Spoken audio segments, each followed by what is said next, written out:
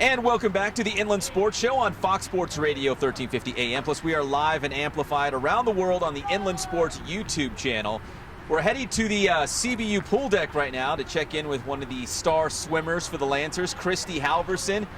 Christie, I heard you won an NCAA Division II national title last year. I did. Kind of walk me through last season and just winning a national title, which is a huge deal at any level. Yeah, honestly, it was something I never ever would imagined to happen. If you told me at this time last year that I was going to be interviewed and that any of this would have happened, I really would not have believed you. It was truly a gift from God. I remember after our conference meet in February, our last meet before nationals, I remember the idea started to kind of come in my head of like, you could possibly win this race. But I just thought it was just, too hopeful. One of those thoughts is it was just a fantasy that had gone too far. And I kept telling myself, I would be praying through it in my head, and I would tell myself, only if you want it to happen, God, would that actually happen, because I don't think I can do it on my own. And then during the race, when I was still ahead and for some reason people hadn't started catching up to me, that's kind of when I knew. I was like, I think God wanted this to happen for some reason, and I just ended up having one of the perfect races. It was really lucky. On top of that, let me ask you, so coming out of high school, were you this big decorated swimmer? Did you come to Cal Baptist thinking, I'm going to win a national title, my second year as a sophomore? No. So it was you were going kind of under the radar, I guess, maybe? Yeah, in a way. I had seen success in high school at a smaller level. I had won two state championships in Oregon before. That's a big deal. Yeah. Although it is Oregon, so it's quite smaller than California, not the big leagues there. But so I knew I could be successful at the sport, and I had a feeling I could reach a lot more potential that I had, but I had no idea it would be up to the national level or to be topping the national level. So compare last season and going into this year. Obviously the expectations are probably different for you now. Yeah.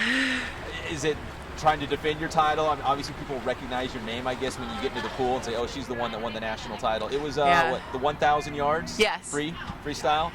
So, how do you approach this year as compared to maybe last year when you kind of burst onto the scene? Yeah, last year was fun because I was under the radar. So this year there is more pressure, but I've been enjoying it. It's been a fun ride, and I've been really thankful.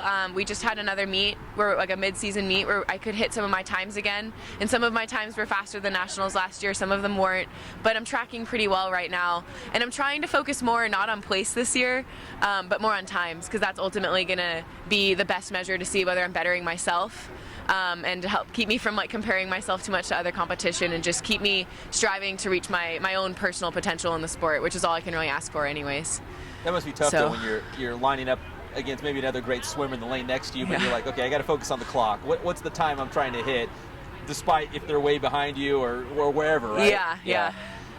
Talk about the fact that you're coming back as a junior, right? Mm-hmm. You won the national championships. So what's kind of the goals you put in front of yourself now? Because you've got a national title under your belt. What kind of goals can you set for yourself at this point? I just want to keep succeeding, and I really, this year I've been focusing on trying to be a good leader on the team too, because I ended up in a junior team captain position on the team, and so that's been a big focus of my year, just trying to make sure I'm leading the team and keeping everyone unified and everyone else pushing towards their goals as well. For me personally, I'm trying not to put too much pressure on myself for nationals this year, because I don't want to have that be the only focus, like that my only chance for happiness at the end of the season being winning again. I just know I want to walk away from the season again knowing I pushed myself as hard as I could, and hopefully go some best times. That's all I could ask for. If I go a best time but get second, it's still my best time I've ever swam, so I got to just try and be happy with that. Some of your teammates were calling you the GOAT. Yeah. You want to explain that one? Well, I know what it means, but for our listeners and viewers. It's not the farm animal, as I first thought. I was a little bit confused then. It stands for greatest of all time, which is the joke that came about at the national meet after I won, because it was the first night that I won. And so well, you seem so humble and modest. How do you take that when they're calling you the greatest of all time? I just laugh along with it. It's pretty entertaining. And, I really do appreciate it as, just a sign of love from my team and support. It's pretty funny. So finally, Christie, you know, as you look at the rest of this season, you talk about hitting the times that you want and defending your national championship, obviously. If I could. You're in multiple events, right? I mean, so we saw Michael Phelps do it in a bunch of different events. I mean, is that kind of how you see yourself maybe? And, you know, you got one national title, but why not several in a variety of different events? Yeah, I have been thinking about that because I won the 1,000, but I also placed second in the mile last year and fourth in the 500. And I've really been focusing and thinking about my 500 a lot this year and wanting to improve that time, because that was one of the races at Nationals last year that I felt I could have improved on. I didn't feel like I had my best race then, and so you know, if I don't win the 1,000 but I win something else, that would be pretty cool. And I'm definitely keeping my doors open and just trying to improve in all races. What's your meat and potatoes? What is the main event for you? I mean, is it the 1,000 that you won? Is that your best race? I mean, I guess so. Yeah.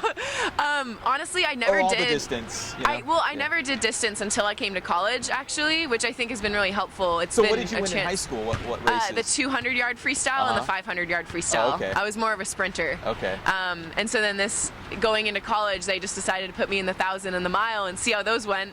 And they went pretty well. Yeah, I'd say so. and the good thing is those races, I've been swimming the 500 and the other races for more years than I have, and so I just have more to learn in the 1,000 and the mile as for pacing in those longer distance races. And so the 1,000 was good, but maybe the mile will end up being better this year just because I've had more practice about pacing with those longer swims. Well, this has been the greatest of all time. Christie Halverson from the Cal Baptist University swim team. Christie, thank you for joining us, and best of luck the rest of the way. Thank you very much. All right, that's Christie Halverson here on the Inland Sports Show, Fox Sports Radio 1350